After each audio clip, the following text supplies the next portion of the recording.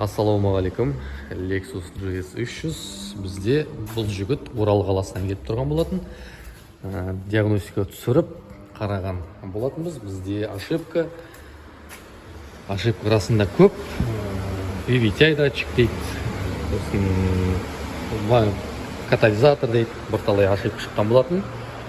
Ең маңыздысын бізде қазір разгон алған кезде көлік дұрыс жүрмейді дейді. Сондықтан диагностика рейд барысында қараған кезде бізде VVTi датчик шыққан болатын.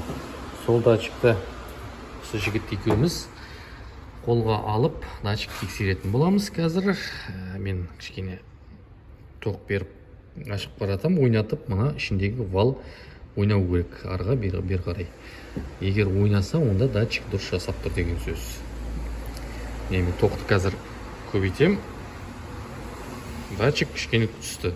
Енді азайтам, датчик көтерілді. Бізде датчик әзірше жасап тұр, бірақ pogрешность бізде почти 28,06% көрсетіп тұр. Бұл деген датчик қатты уақытында көтеріліп түспейді деген сөз. Бұлай VVTi датчик жасап тұр, уақытында дұрыс істемегесін, одан да проблема болудан мүмкін дейді. Сондықтан біз қазір тазалап жуып көрдік, салып көрсін, иесі айдап көрсін. Өзгеріс болса, онда жақсы жасайды, өзгеріс болмаса, онда бізде мына 3 цилиндрдің распредвал зажигание дұрыс келмей тұр деген сөз. Абылай VVTi датчик дұрыс жасап тұр.